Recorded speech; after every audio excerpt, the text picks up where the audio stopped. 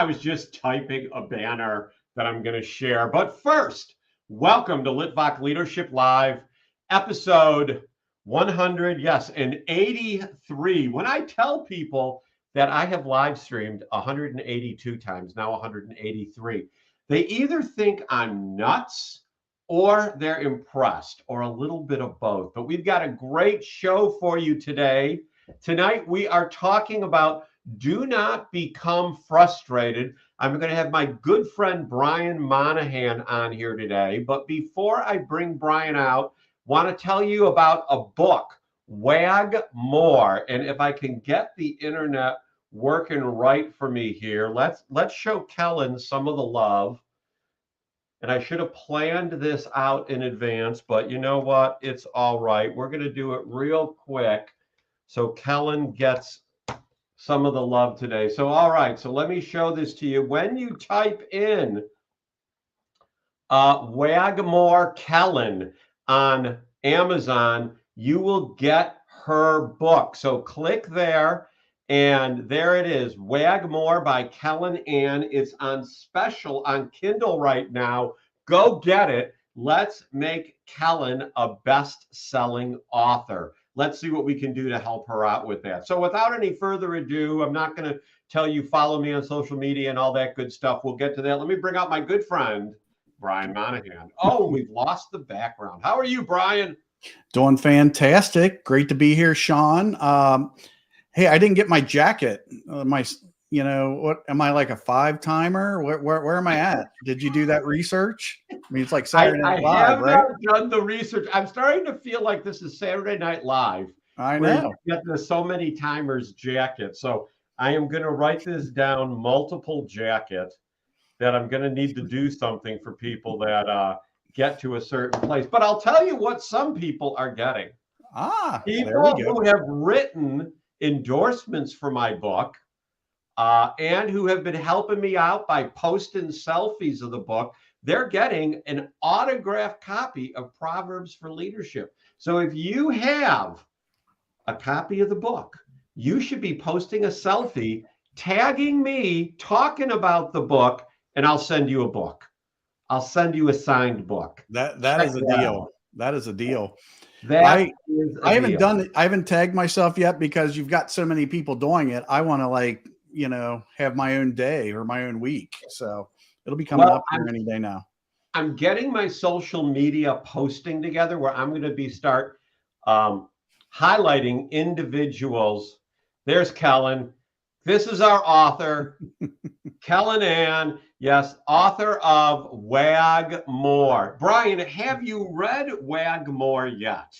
I have the distinct pleasure of reading Wagmore before the public read Wagmore. Oh my! I too am a great fan and friend of Kellen. And the one thing I want to talk about Kellen's book, if we can go down a different path here, absolutely.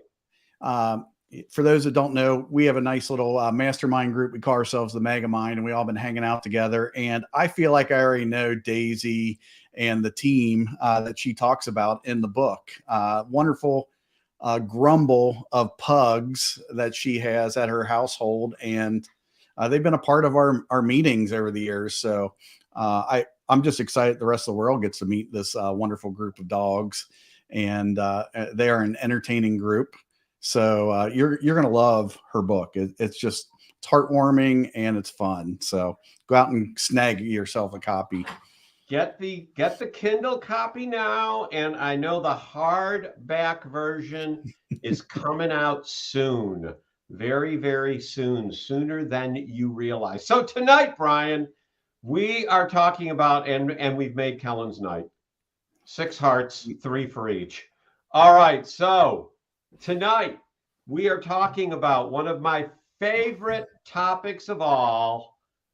Do not become frustrated. So, and I had originally posted this as do not frustrate in some places and do not become frustrated. And frankly, this is an equal opportunity topic. We're going to be talking today about not frustrating other people and not frustrating yourself. Are you ready to jump in, Brian? Absolutely. I think this is a great topic. I noticed on your post, it looks like do not frustrate Brian Monahan, as if, I'm coming to your show and you're like, hey, this guy can't handle it. Don't frustrate Brian. So, and if you want to send Brian an email, this is how you get to him. Show him some of the love. We're going to show you Brian's website in a bit, but we're not there yet. So, Brian, I like to start with some scripture because I think the word is a great way to start any conversation about personal improvement and leadership. So for this topic, it's from Proverbs. A word fitly spoken is like apples of gold in settings of silver. What does that have to do with do not become frustrated? Wow.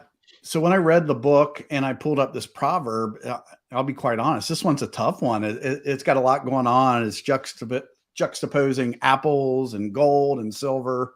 And I'll be quite honest, I don't know for sure if I know the exact meaning of it, but I think, in terms of your chapter, I'm thinking what you talk about criticism and critiquing team members if you're in a setting as a leadership. This book's about leadership, but I think there's some danger in the words that we use, that they have some bite to them, and so if we don't choose our words in leadership and in life, we're going to find ourselves in some frustrating situations. So, well, and that's the thing about words. You can't take them back. For those of you that are under 30, you may not have heard of this. Those of you over 30 have heard of this. Words are like a man or a woman who climbs up a mountain and rips open a feather pillow and then tries to collect all the feathers. You've heard that, Brian. Oh, yeah. It's kind of old, but I think it's old for you and me because, well, we're older. So we're getting there. May not have heard that yet. Feathers. What are feathers? What are feathers? The kind of pillow I don't like. So I got to tell you about, before we go to this, well, this is something, if everyone listened to what you said and agreed with you without questions, then you would be a dictator, not a leader. So I'm going to use that to tell a story, but I want you to critique, Brian. All right. Sounds good. It is something that I used to do, and it frustrated my children. And for years, I didn't get it. Every year, leaves would fall in our front yard, and we lived in the country at the time. Or even more appropriately, and if any of my kids are watching this, they know where I'm going with this story. In the spring, it's time to pick up sticks when you live in the country, because all the sticks and branches and everything from the winter have fallen, and there's little twigs everywhere. And I would tell the kids, it's time to go out and pick up the twigs, and then I would go, so let it be written, so let it be written, so let it be done. And I would roar in laughter, and they never did. And it wasn't for years that I discovered I was frustrating them. How could I be so blind to that, Brian? Well, I've known you for a few years now, and when I read that in the book, I laughed out loud because I was like, I could see Sean doing that. And at the same time, he's probably like years later being like, what was I thinking? After obviously it took them a little bit more work. The kids actually had to prompt you and say, Yeah, the kids did prompt me to stop it eventually. Like, Dad. But I wonder if we're like that sometimes as leaders, at oh, least absolutely. before it was, things got nicer and more genteel. I say because of COVID. Did we act in a so let it be written, so let it be done way? Yeah, I'm just going to go to a personal story as it comes to leadership, and I continue to have to learn from this. Is I'm a very fast paced person at work. Hmm. I'm in the event business. Our timelines are basically the event's going to happen. It's a live event. We will have doors, so you're always up against the clock, and so I think I get myself in this habit of being like, oh, we got to get this done. And I'm just like, I'm kind of like barking orders. But, I think everybody's like on board with, hey, we're excited. The show's coming up and I need you to book flights and you do this and you get our sub rentals in line. And, I'm just like, and then, you know, weeks later, after I slow down and get off the high of the event coming up, I'm like, they probably thought I was being quite a quite a piece. So, and I still do that. I mean, it's part of my makeup, but I'm more aware of it. I try to ask myself, are they in the same state of mind I am right now? Are they going to receive Sure. this in the way that I am? And so I've tempered that over the years. So let's talk about tempering. I think you're using the word Mhm. tempering like I use the word moderation. Yeah. How did you realize that you needed to temper?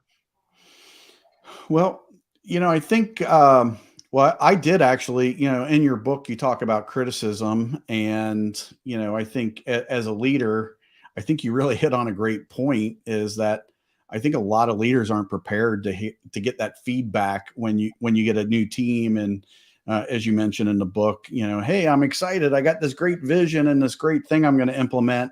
And then you have these team members that used to be your colleagues and you start giving them orders or giving them direction. And before you know it, they're like, hey, I don't know if I'm up. I don't know if I like this. And you start to get pushback. And so I actually had a pretty big situation where we had a team of leaders come together and review our senior leadership. And, I'll be honest, I got less than ideal reviews in that particular scenario. Yeah. And just to see it Now, in was this recently or was this in the beginning of COVID? This was in the beginning of COVID, Okay. and and I think we talked about this in some of our mastermind group meetings we had, but it came as a shock to me. Sure. And I didn't think I was the best leader and the best communicator, but at the same time, I thought, oh, these people like me. They like working with me. We get along great. They're gonna temper. There's my word, temper. They might bring me this information in a much more tempered manner, but no, they brought it to me straight. They brought it to me direct, and I was caught off guard. And that's actually, I write about leadership as well, and that's one of the things I try to warn emerging leaders about is don't be surprised when you start to get that feedback or to get that pushback. Because not everybody's going to be excited as you are about your new promotion or whatever that might be. So, A- Absolutely. And it's funny because I know I bring up the word a lot on Litvak Leadership now since I've written the book, but the process of writing Proverbs for Leadership really had me dig into the Bible. And what you're talking about being prepared, I'm going to put this up here and read it. Preach the word, be ready in season and out of season, reprove, rebuke, and exhort with all patience and teaching, for the time will come when people will not endure sound doctrine, but they will gather to themselves teachers in accordance with their own desires. Having itching ears, they will turn their ears away from the truth and turn to myths. Now, I know this is talking about faith, but can we apply this to leadership? yeah, absolutely. I think, as a leader, the quality of your vision or the way you communicate your vision leads to how well it's received in the ranks. And if you're not constantly building an environment or a culture that lends to the truth being pushed through the ranks, through the culture, you risk people making up their own stories, and most people are going to default to the mindset they're in. Yeah. And if you don't have a strong culture and a strong communication, you may actually end up having the negative people become the vision or the mission for the organization. They become the voice. And so I don't know if that exactly matches it, but I think it matches it great. I think gossip ensues if Mm-hmm. People become disappointed in each other. And I think it's the nature of work. It's nature of life to be disappointed in each other. It's hard. We never get our needs met at the level we really hope and want them for. So when we're working, that's the challenge of leadership. We're humans working together, and we probably will fall short a certain amount of the time. And so we have to prepare ourselves to be above that. So now that Eric has shown up and said hello, Litvak and Happiness 365, let's take a brief break here and talk about Brian is an author also, and he wrote this book, Customer Delight 365. It's cut from a similar cloth as what we're talking about today. Brian, you want to tell us about the book? Sure, absolutely. Very similar to you. Your passion was leadership. I've been in the event industry, which is the hospitality industry, for the better part of what we do. And so I've been exposed to a lot of great customer service environments. And I stumbled upon this term customer delight, and it just really resonated with me. A lot of people seek customer satisfaction, and I like to say satisfaction rhymes with transaction. It's not enough. And customer delight is about the heart. And so I actually have a phrase that says delight is in the heart of the beholder. And so how do you move from a transaction to delight is you actually move from the mind to the heart. And so I decided I want to write a book about it. And so very similar to your book, instead of scriptures, I pick out quotes, and then I go in and I add a little passage about it from my point of view to add a little bit of context. And so my goal with the book also is I did it bite size. I have 365 entries in today's Facebook world, LinkedIn world. People have short attention spans. So you can pull out the book and read one day, got a little nugget, you can run with it. And so it's been received with great, people enjoy it. It's a table book. You put it, or a desk book, you put it on your desk, you pull it out, you read an idea, you're like, oh, that's great. I can implement that in my day today. So that's kind of like the gist of it. And so I think it's great. I think it's a great book, especially when people are looking to drag themselves out of a rut and they want to change their attitude. Everyone is not as this is going to sound really pretentious. Everyone is not as excited and forward thinking and as enthusiastic as you and me, right? There's I'll take that. People that still need to figure it out. I accept. You accept. Absolutely. Thanks, Eric. By the way, I got a nice little comment from Eric, one of his favorite books through COVID and post-COVID. I'm going to go ahead and give that to you, Eric. Not just COVID favorite, all-time favorite. And Troy Cowherd is here. I used to work with Troy. Troy's loving the channel. Good to see. Troy, check out everything. So here, some shameless self-promotion for just a moment. Is that okay, Brian? Here, we'll absolutely. I mean, isn't this what we're here for? This is at a certain level. So signed copies of Proverbs for Leadership are available at proverbsforleadership.com. Don't accept anything but a signed copy. Yes, you can get it on Amazon, but if you buy it at proverbsforleadership.com, it is packed with Litvak love and signed with this hand right here. And then it gets shipped out to you for you to see. Also, check out social. It's also available on Kindle. Forgot what I was saying there. And then you can check out my social media. All right. enough of the shameless promotion. We've got all kinds of Yeah, let's keep going. Let's keep going. Yeah, we got Love 365. We've got Pizza 365. But what I want to talk about on this day, day one of the 93 days of spring, is I want to talk about coaching for excellence. Brian, when you've wanted to take someone from good to great, have they always been enthused about it? Absolutely not. I mean, I think there's dips in anything that you're doing. So, I think it's easy to come out the gates excited about a project, but Seth Godin wrote a book about the dip. You got to get through the dip to get to the goal. And so I think anything you do is going to have that moment where you need. I'm going to toss out the word encouragement because it's in your chapter. Yeah, you've got to encourage people. And for me, that has been a difficult thing to do because I didn't receive a lot of encouragement from my parents. Maybe it's because in the work atmosphere that I was in for years, never told, hey, you did a good job. It was always about how I could improve. Coco is barking in case y'all are wondering what that is. I hear her. Maybe you don't. But I hear her, but it's okay. It's not bad. Solomon gonna settle her down or what? It's difficult for me to compliment people because that's not how I was brought up. Even today, when my boss says, hey, good job, Sean, I almost kind of bristle. What is wrong with that, Brian? Yeah, I mean, I think it's a learned habit. I actually went to a seminar and they had a section where they gave you feedback, and one of the questions that you asked of the group was, in what area do you see that I need to improve? And the only thing I could answer to the response was thank you. And then the next question was, what do you love about me most?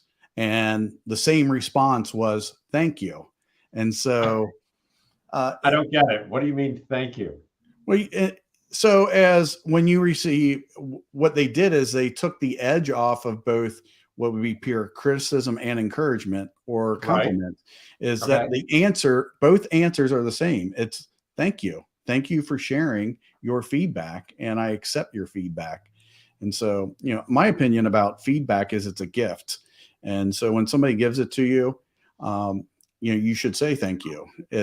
And so when somebody gives you a compliment, Sean, that also, when you say thank you, that actually gives a gift back to the person who's giving you a gift. So, did you ever work with anyone in HR that said, we're going to change our culture and we are all going to say thank you for the feedback when we give each other feedback? Well, since our company just had our first HR manager hired in 2022. Okay, I guess haven't quite gotten there, but I have done it in other seminars or other classes I've taken. So yeah, I've seen that model. So what do you think is an individual's greatest challenge? Yeah, I think it's unawareness.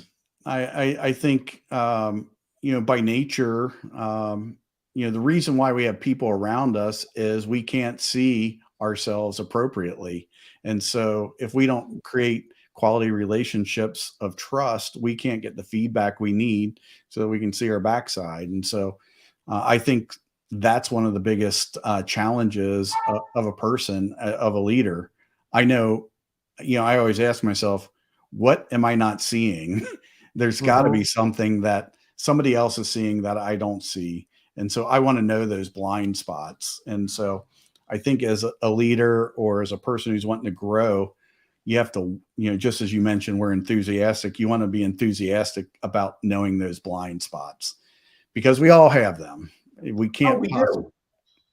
We do. And I think people in sales, I'm going to give you two statements. People in sales blind spot is they're always waiting. They're not listening for information. The good salespeople are, but they're listening to respond. And Absolutely. husbands always want to fix the problem that their wife brings to them when the wife just wants you to listen. True or false? Both. Nailed them both. I've been having it's taken me 20 years with my wife. You know, Brian, I don't want your feedback. I just want you to listen. I'm like, but I have this great idea. I mean, why wouldn't I tell you what to do? I could help you. And I fought with her, not fought, but I'm like, Right. oh, are you sure? Because I mean, I have the solution. And finally, in the last year or so, I've been able to just slow down and listen. And by the way, it works. It really does. I'm like, what took me so long to get this? It's a Have man you thing. seen the video with the woman with the spike in her forehead? I haven't seen that. Okay. I'm writing it down. For those of you, go to YouTube and look up the video, woman with spike in forehead. I don't know if that'll pull it up, but I will put it in the show notes later. We'll for have to cover people. this on our next show when I come back for my 6th show. And the spike in the forehead video is phenomenal. I made the mistake of showing it to my wife one time. She did not think it was funny. Every man roars when they see it. All right. So ladies, don't go watch it. What's that? So this is just for the men then, I guess. Yeah, the spike in the forehead is just for the men. The women will not appreciate it. Therefore, my brothers, let every man be swift to hear, slow to speak, slow to anger, for the anger of man does not work the righteousness of God. So much here. Let every man be swift to hear. Well, first off, earlier you're covering something similar to this, and I was thinking about the chapter, and I was, have you ever heard about, hey, write that email and then delete it, make it a draft or delete it, wait a day. Yes. If only we could do that with our mouth. It's like, indeed. And so now there is ways, and that's also, you have some different tips in the book, but how do you get yourself in a place where you can bite your tongue and maybe come back at a later date and see it in a different light? But yes, I think that's the challenge. It's funny, as I read the chapter to prepare for tonight, my daughter is going through some challenges with some classmates that are, they're having some interactions, and she's really upset about it. And she's wanting to kind of like, spew back at them her upsetness. She's upset about it, and it's fair that she's upset, but it's like, hey, honey, you may want to take a step back. You don't want to destroy your friendship. Right. And so it's pertinent. It's something that afflicts us in life at all ages. And so I'm actually going to read part of this chapter to my daughter because I thought it was so fitting. That's humbling. That is humbling. It's one thing when you're younger and you say something coarse to a friend. It's a whole nother thing when you're older and working and you say something coarse to a coworker or even your immediate supervisor. Or let me give everyone a hint. When HR says we'd like to have a conversation with you and they ask you for your opinion, the red flags should be flapping big time in front of you. Think before you speak. What say you, Brian? Yeah, I think I think it comes down to also having a relationship with God, having oftentimes when I go into meetings that are possibly conflictive or possibly charged, I try to take a breath and ask God to prepare my words and not to channel that energy. And so I think that might be the solution to that, is to be able to take a step back and get in connection with God. And that would be, reading your scriptures in the morning and being connected, reading Proverbs for leadership and having that message on top of mind. I think, it's that old story of, the negative wolf and the positive wolf, which one's going to live? It's the one that you feed. And so Yes. we have to feed ourselves in a way that allows us, when those challenging moments come up, that we actually have more of that positive response built up inside of ourselves. Well, and I believe I talk about this at some place in the book, that you are what you eat, and it's not just food. What are you watching? What are you listening to? What are you reading? I mean, I'm not saying avoid all entertainment. Will I say avoid supernatural horror movies? Yes, yes, yes. But will I say, what are you reading about? Do you really need to read the 24/7 news cycle? I don't think that's like encouraging you. Proverbs for Leadership encourages you. Brian's book, Customer Delight 365, that encourages you. The Bible encourages you. Read some Tony Robbins. Read, Selling in a Crisis. I'm looking around. The 10X Rule. Selling from the Heart. Go ahead. And get your books on tape, or your audio books. Nobody's doing tape anymore, but listen to them in your car when you're driving to and fro meetings and things like that. That's one of my favorite things to do. I don't think you have an audio version of your book yet, Sean. Am I correct? Well, I sort of do. I found out that if people buy the Kindle version, Alexa will read it to them. Wow. So I'm going to have an audio version, but right now I've got like the Alexa voice version. Well, what I do is there's the what's the accessibility apps for people who are blind, and so you can actually open that up. It's not the best inflection or anything like that, but for people who have ebooks and don't have an audio version, I'll go in and actually use the accessibility app, and it'll read back the book as well in Kindle. Interesting. So I do that with articles in the car so that I'm safe driving. But and so that's even another way, just tossing out there. So, but Sean, we got two ways to listen to your book in audio right now. Yes. So. We're promoting, okay, for people. This is amazing. So what about building a culture of collaboration? How does that keep people from being frustrated and from frustrating others? Well, I think, the key is the last word, which is collaboration. And for you to collaborate, that means you have other people involved. When you have other people involved, you have investment of time, energy, values. And so I think that provides the opportunity for the culture to be built. So I don't think the culture comes first. I believe the collaboration comes first. The culture is what comes out of the collaboration. So collaborate to build a culture, as opposed to building a culture that is collaborative.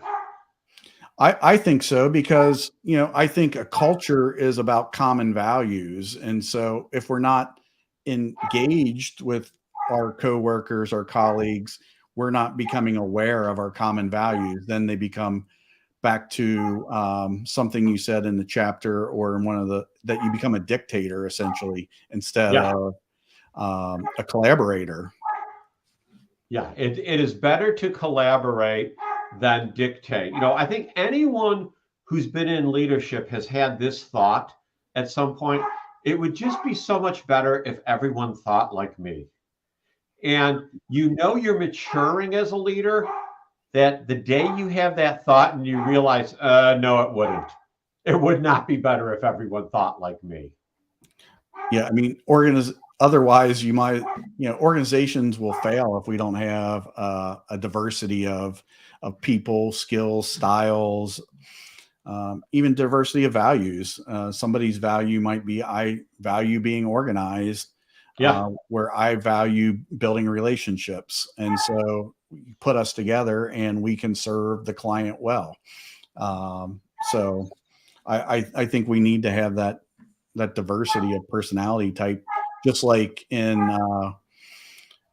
in genetics, we need to have diversity in our genetics to have healthy gene pools per se. Yeah, that's why we're not like all having 4 and 5 wives and our children intermarrying. Yeah. That was for back then, but now that doesn't work. So starting to wrap up, but it's a long wrap up here, people.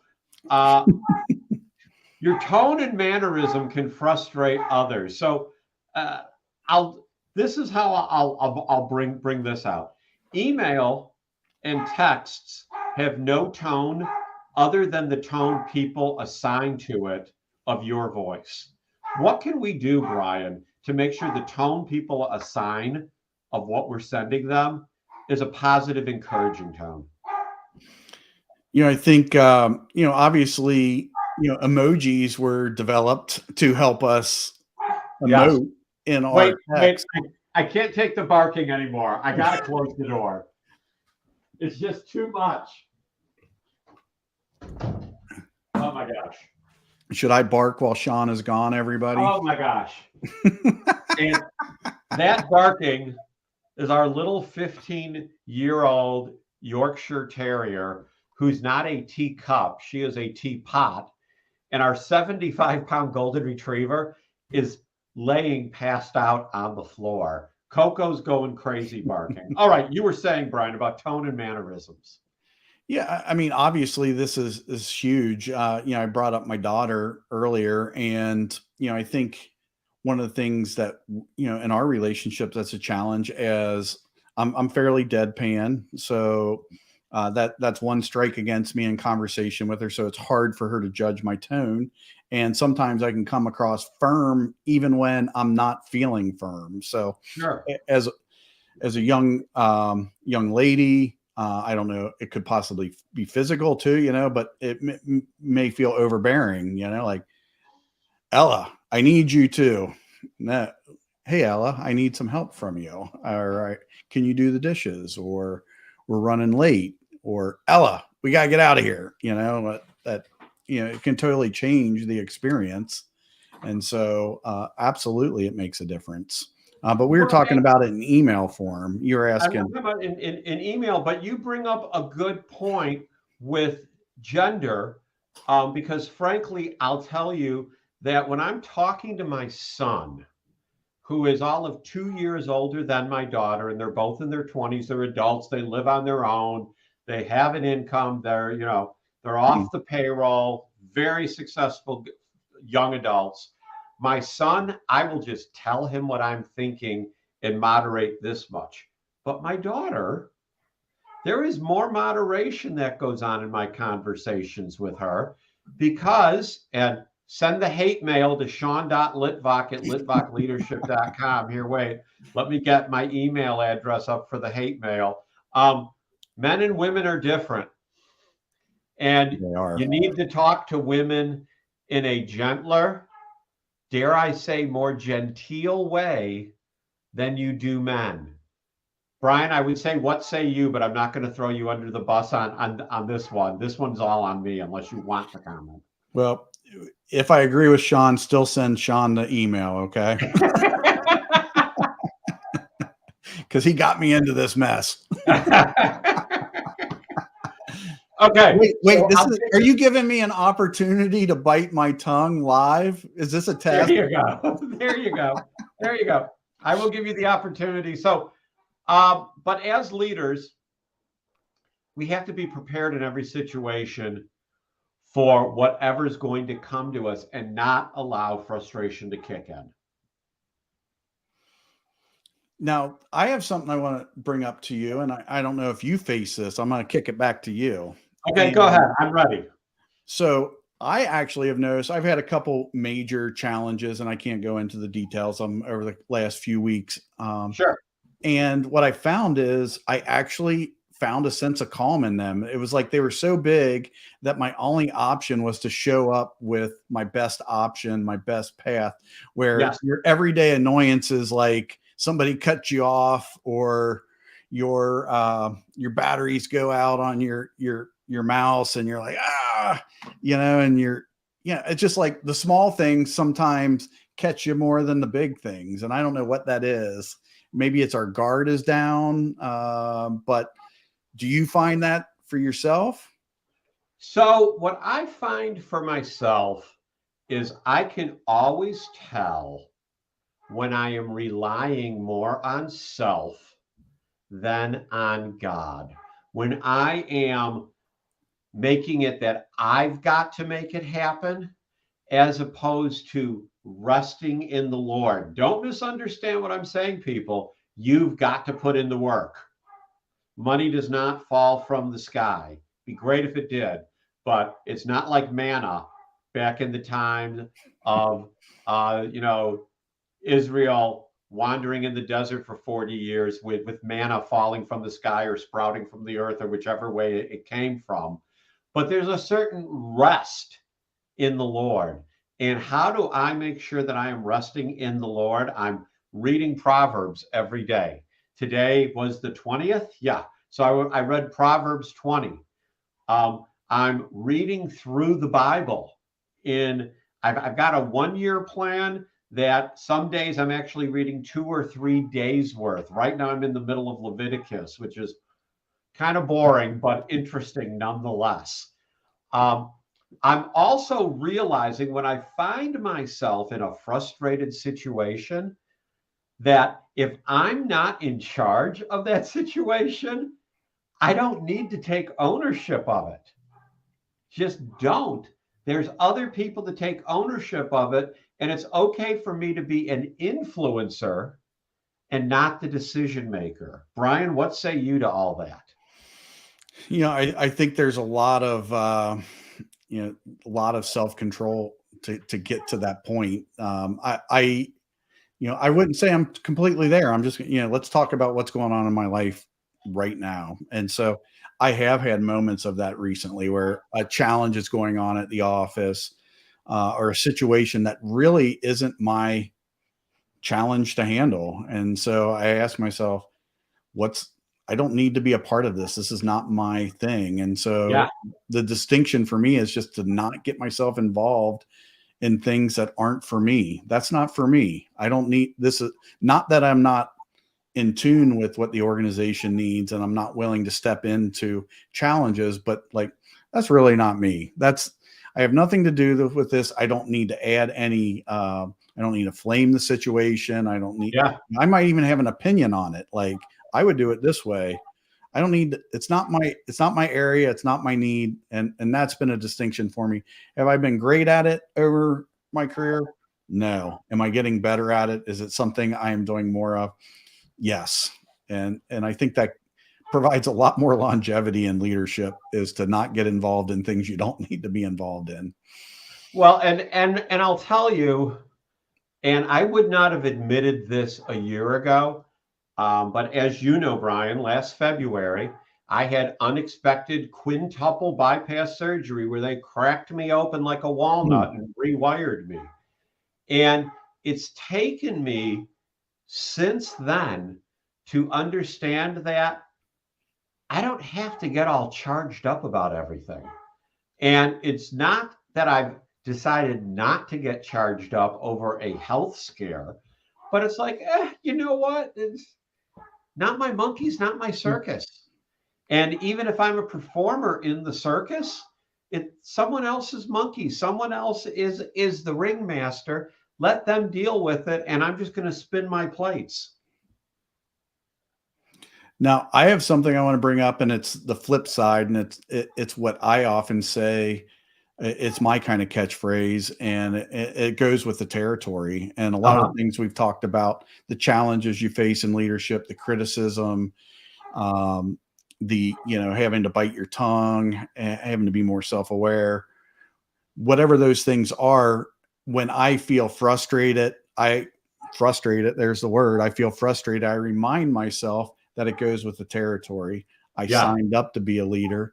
I want to be a leader, and there's nobody else to take care of certain things, like they're God, but otherwise it's on me. And so I've learned to accept the things that land on my plate and say that it goes with the territory. Absolutely. There is no doubt about that whatsoever. So, Brian, we've gone 45 minutes. It's been I would say, vapid, if that's actually a word, conversation.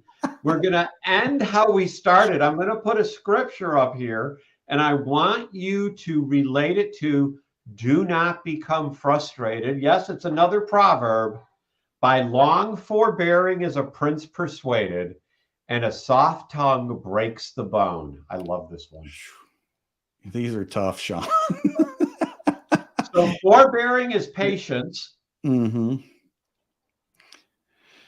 Is a prince persuaded? Okay, so yeah, I mean, what I'm hearing from this is, obviously, the more patience you have for your fellow man, and the action in that, I like to use. I'm a big fan of action. You can actually take action in patience, and that would be having a soft tongue. That is still an action. That is communicating in a different way. And so I like it. It's kind of like a little bit of yin and yang per se, where you're saying you're going to approach something softly, but you're definitely going to do something. Absolutely. Absolutely. Brian, thank you for being my guest today on Litvak Leadership Live. It's always good to have you here. You have now made me think about the jacket, that I'm going to have to get a jacket that somehow passes either from person to person, or just maybe a scarf with a number. I think scarves would be good, or bottles of bourbon. I mean, you are right in Louisville, so. I am right in Louisville. So, all right, everyone, that's Litvak Leadership for today. Don't forget, get your copy. See, I didn't even put this up. Get your copy of Proverbs for Leadership at proverbsforleadership.com. It's a signed copy. There's Brian's book. Brian needs to take a selfie, but he'll be doing that soon. That's it. Next week, instead of Monday, the show's going to be on Wednesday. Got a special guest for this special Wednesday show. So that's it. Be happy, be well, be blessed in all you do. And thank you, Brian. You hang out. I want to talk to you.